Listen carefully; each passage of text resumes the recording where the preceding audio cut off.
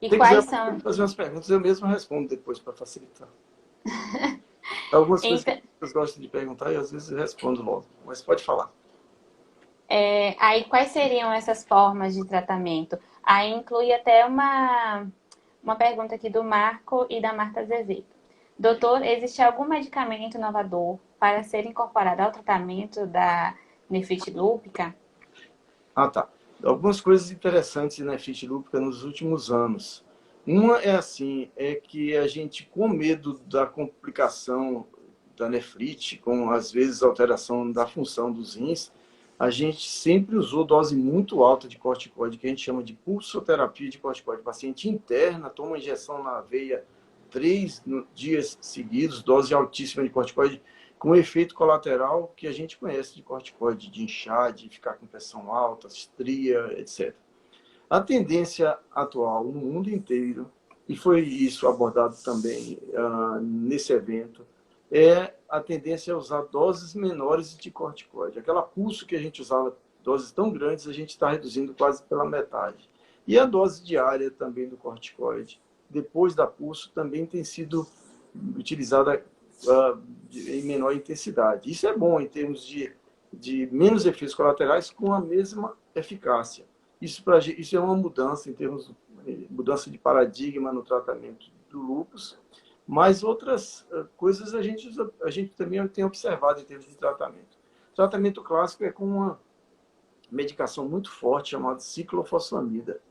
É uma medicação imunossupressora, diminui muitas defesas, facilita a infecção, tem alguns efeitos colaterais. A mulher que toma por muito tempo, às vezes fica com pouca fertilidade, tem uma série de efeitos colaterais, mas é forte e assim a gente sempre usou a ciclofosfamida, que até hoje a gente usa, mas hoje a gente está usando a metade da dose que usava no passado.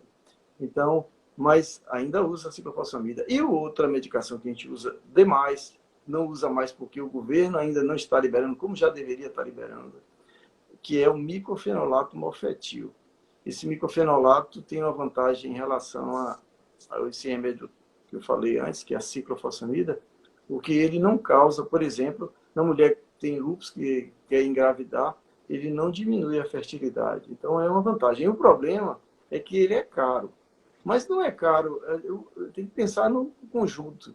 É bem mais caro do que o outro remédio que é tóxico, mas você tem que pensar que no conjunto todo, não é só aquele valor que está gastando ali, porque tá mais barato eu usar o mais tóxico. Não. Eu acho que já passou do momento do governo da Bahia, por exemplo, liberar esse remédio que é micofenolato para nefrite lúpica. Eu sei que não é liberado nacionalmente, como a gente tem as outras medicações que são liberadas para artrite reumatoide, e esse não está na portaria do Ministério da Saúde ainda, mas eu acho, como a gente tem tido uma parceria muito boa com a CESAB, o Fábio, que é o secretário, tem nos apoiado muito, contratou médicos para nos ajudar a atender os pacientes,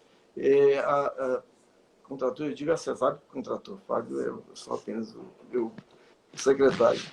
Mas ele tem nos apoiado, a secretaria tem nos apoiado, o pessoal hoje os médicos residentes, por sinal a gente aumentou o número de residentes, hoje é a CESAB que paga as bolsas dos residentes, mas eu acho que já está na hora de a gente conseguir um meio de, e talvez a pressão também da Abrace, convencendo a Loba também, convencendo a secretaria a comprar esse remédio para liberar para todo mundo. Então, esse é outro avanço. Saiu da ciclofosfamida, que é mais tóxico, para usar micofenolato mofetil, que o governo ainda não libera para todo mundo. Algumas pessoas estão usando, às vezes tem que entrar na justiça. E mais recentemente, outras opções terapêuticas apareceram. Na primeira Vibe, né? Live, desculpa, eu falei Vibe errado, eu não estou nem acostumado a falar essas coisas. Mas a primeira live a gente comentou Tranquilo. sobre a medicação que a gente usa para lúpus, que foi liberado, o único biológico liberado para lúpus, chama-se o Belimumab.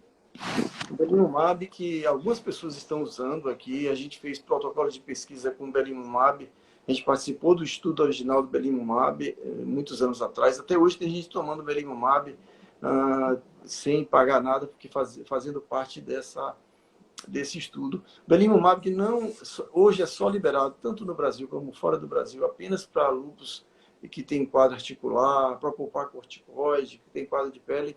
Nesse congresso, nesse evento do EULAR, foi apresentado um trabalho onde esse belimumab se mostrou superior ao placebo no tratamento da nefrite lúpica, o que vai mudar de paradigma. Daqui para frente, tenho certeza que a gente vai usar muitas vezes, em muitos pacientes, o belimumab como uma opção para bloquear o processo de inflamação renal e trazer benefícios para os nossos pacientes. Esse é um avanço. Tem outras moléculas sendo estudadas, e inclusive teve um outro estudo que o nosso centro de pesquisa também participou, com uma molécula que o estudo chama-se Aurora, onde é uma molécula chamada voclosporina, que também se mostrou eficaz. Então, para o tratamento da nefrite lúpica. Então, você pergunta, tem avanços? Tem. Mas a mensagem que eu queria deixar é o seguinte, eu queria agradecer aos pacientes que participaram do estudo do belimumab, que eu acho que foram uns 10 anos atrás. Queria agradecer também aos pacientes que devem estar, alguns podem estar participando aqui dessa live. Quase falava errado de novo. E agradecer por participando também do Aurora. A mensagem é, meu Deus, se a gente não tiver esses estudos clínicos, a gente não avança. A gente fica na ciclofosfamida a vida toda e a gente fica com altas doses de corticoide. Então, a gente tem que pensar que avançar em terapia, em opções terapêuticas em medicina, só com estudos clínicos. Não aquela ideia do passado, que as pessoas falam, estão me fazendo de cobaia, não sei, isso aí é muito atrasado o pensamento. Assim que a gente avança nas opções terapêuticas, seja para medicina, para reumatologia, para cardiologia, para oncologia, com essas pesquisas clínicas, e os baianos, alguns baianos participaram e ainda estão participando de estudos clínicos que com certeza têm trazido e trarão grandes benefícios para a comunidade toda, entendeu? Então tem avanços. Eu acho que estou vendo com bons olhos o tratamento da nefrite lúpica. Falei muito, né? Não, tá bom. Esclareceu bastante. Tem até uma paciente aqui falando que esse medicamento salvou a vida dela. Acho que ela provavelmente fez parte da pesquisa. É a Graça com a Não, Genogueira. Como? muita gente realmente participou. Até hoje toma essa medicação. O que a gente quer é que, de fato, seja... Com certeza foi apresentado no Congresso, vai ser publicado em breve.